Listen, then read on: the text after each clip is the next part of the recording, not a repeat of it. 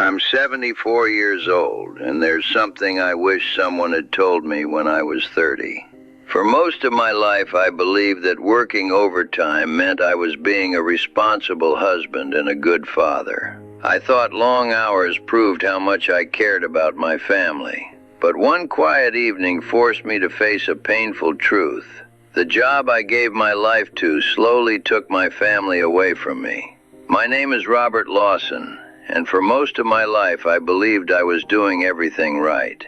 I lived in a quiet suburb outside Columbus, Ohio. It was the kind of neighborhood where people waved when you drove past their houses. From the outside, my life looked like something straight out of the American dream. But appearances can fool people, because while everything looked stable and successful from the outside, something important was quietly disappearing inside my home. Time. For 40 years, I worked for the same transportation logistics company. I started when I was 27 years old as a junior scheduling coordinator. It wasn't glamorous work, but it was stable. Back then, stability meant everything to me, so I worked. And I worked hard. Every promotion felt like proof that the sacrifices were worth it. Every late night at the office felt like progress. But looking back now, I see something I couldn't see back then. The more successful I became at work, the less present I became at home. At first, it happened slowly. Evenings in our house used to be simple. My wife Linda cooked dinner while our son Jason and our daughter Emily finished homework at the kitchen table.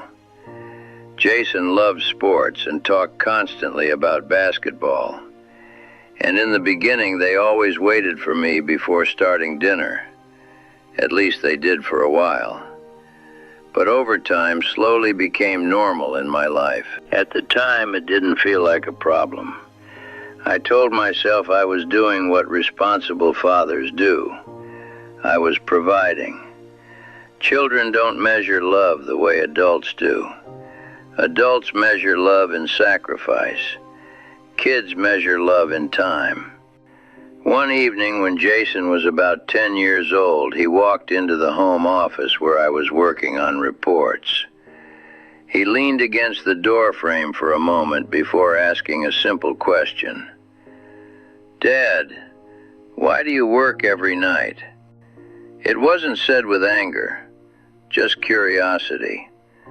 The kind of honest curiosity kids have when they're trying to understand the world around them. I smiled and gave him the same answer I had repeated many times. "I'm doing it for you guys."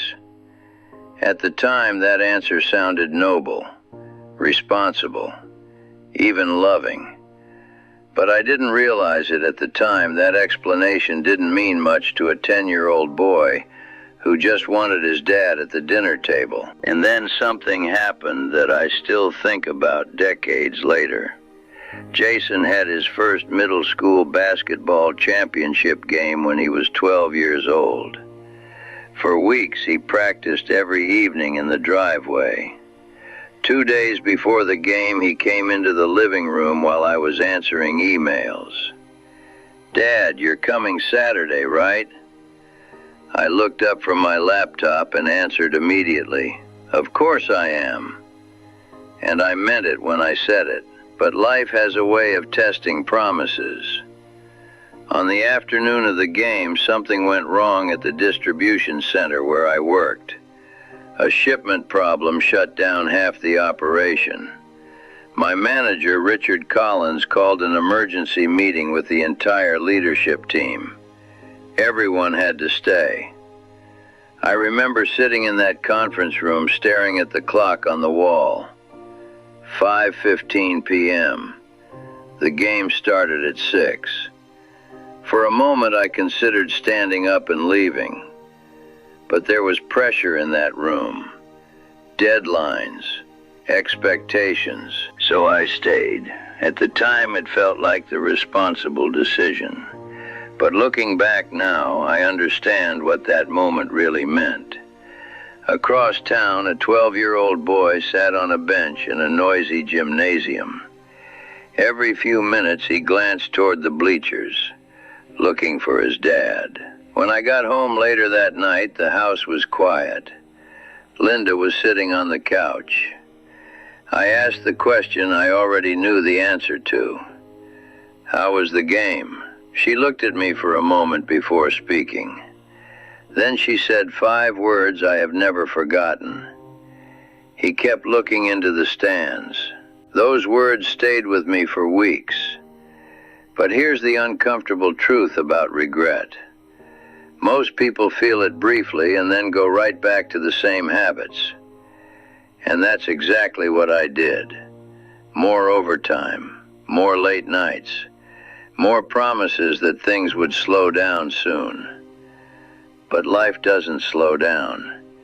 Years move faster than you expect. One day your kids are asking you to attend their games. The next day they're packing for college. And suddenly the house that once felt full of noise becomes very quiet. That quiet can be unsettling.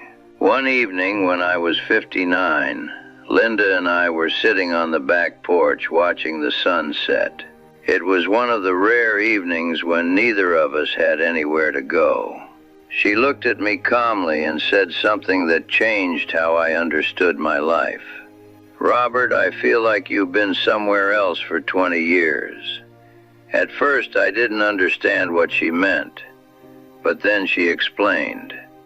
For 2 decades, she had gone to school events alone, parent meetings alone, family gatherings alone, while I sat in conference rooms discussing budgets and quarterly targets. And that's when everything became painfully clear. I had spent years believing I was sacrificing for my family, but in reality, I had slowly disappeared from their lives. A year later, we separated. There was no dramatic fight, just 2 people acknowledging that the distance had grown too large. And then something happened that felt almost cruel. 3 months after the separation, my company announced restructuring. My position was eliminated. 40 years of loyalty ended in a short conversation with human resources. And suddenly the thing I had sacrificed so much for was gone. That's when the silence really began. No meetings, no late emails, just quiet mornings and long afternoons. And one realization that hit me harder than anything else. The career I gave my life to replaced me almost immediately. But the relationships I neglected couldn't be rebuilt nearly as quickly. You can't rewind time. You can't go back and sit in the bleachers at a basketball game that happened 30 years ago. You can't relive the dinners you missed while chasing something else. Time only moves forward. I'm 74 now, and I've had plenty of mornings to think about what actually matters.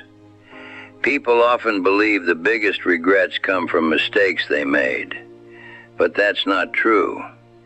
The biggest regrets come from moments we postponed, relationships we neglected, time we assumed we would always have later. I don't lie awake thinking about business meetings or missed promotions.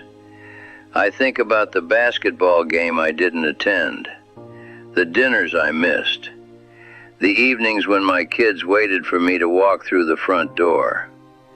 Looking back now, I understand something I wish I had known decades earlier.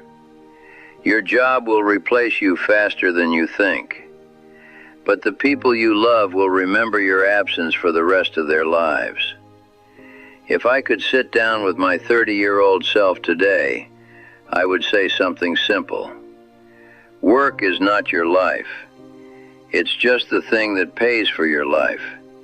Your real life is waiting in the living room, at the dinner table, in the stands at your child's game. Those moments may seem small while they're happening, but one day you'll realize they were the most important moments of all. And once they're gone forever. So if you're watching this right now, working long hours and telling yourself you're doing it for your family, ask yourself one honest question. Are they getting your time or only your paycheck? Because I spent decades believing those two things were the same. They're not. And by the time I understood the difference, most of those years were already behind me. If this story made you pause and think about your own life, don't ignore that feeling. Take a moment today to call someone you love or spend time with your family. Share this story with someone who might need the reminder. And if you want more real stories about life and the lessons people often learn too late, make sure you like and subscribe. Because one day we all look back, and the moments we almost missed become the ones that matter the most.